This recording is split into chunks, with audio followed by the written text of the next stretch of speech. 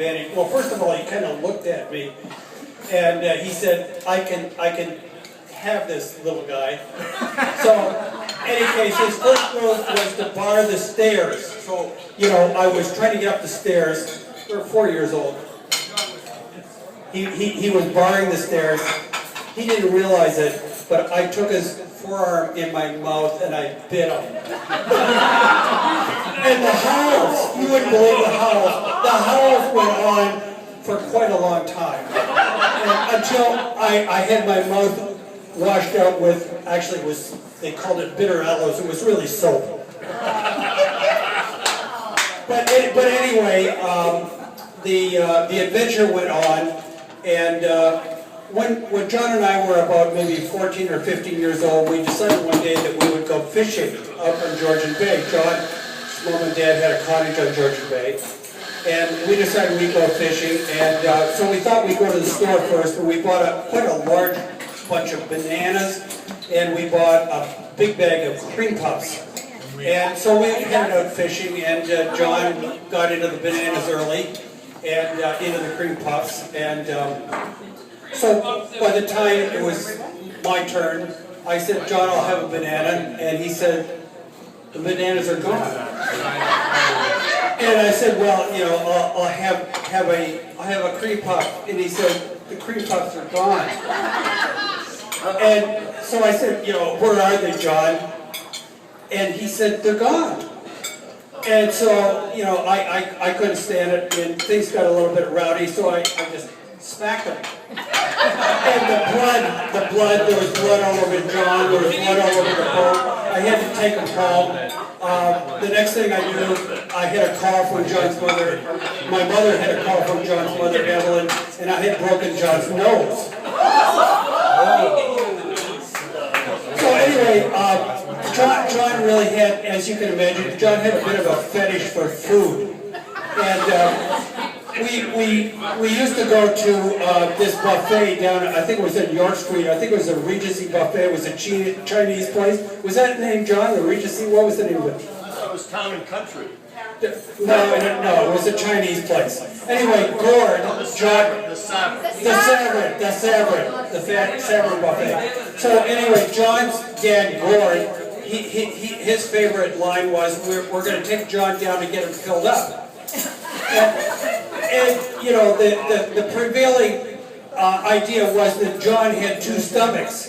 It was kind of like a cow, you know. He would actually fill one stomach, and then he would feed the second stomach to the first stomach later.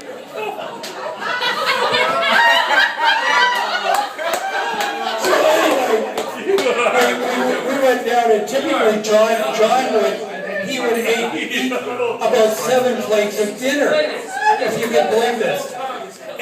But this one time he went down and he really went for the record. He ate 14 plates of dinner.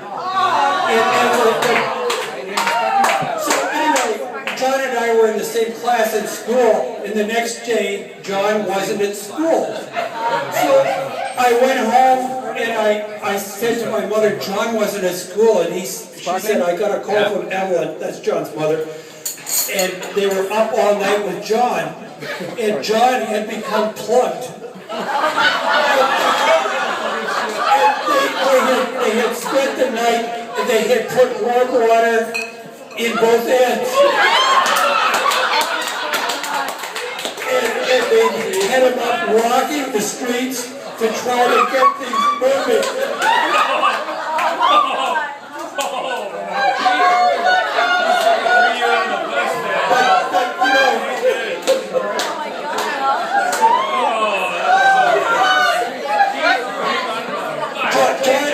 John and I had really lots of wonderful times together. You know, John got his driver's license at 14. John's mom and dad, they had a Fairlane 500 convertible, and at 14, John and I, we were running the strip on Yonge Street, and John was driving, you know, with Elvis. You know, Don't Be Cruel and this sort of stuff playing loud in the convertible, you know. On Yonge Street, 14 years old, driving the car. No license. no problems. Anyway, it was lots of fun. But, you know, this fetish for food, you know, it continues right to this very day. In fact, on November the 1st, I took John out for dinner. We went to the Spike and Spoon. You know, first of all, we started off with hot and sour soup and a salad, and that was great. And John said, well, now are we going to get into the food? So he said, you go first. So I ordered two plates. This is a sort of a buffet kind of deal. John ordered 7. And the waiter said, are you done? And he says, well, I'll have 2 more. This is true, right, John? This is true. So by the time I was finished, John was asking me to help him finish. Anyway, John and I have had a great life together. 66 years I've known John, since 1946. He really has been a wonderful cousin, a wonderful brother, and I really love him dearly. And I love his sister Nancy too.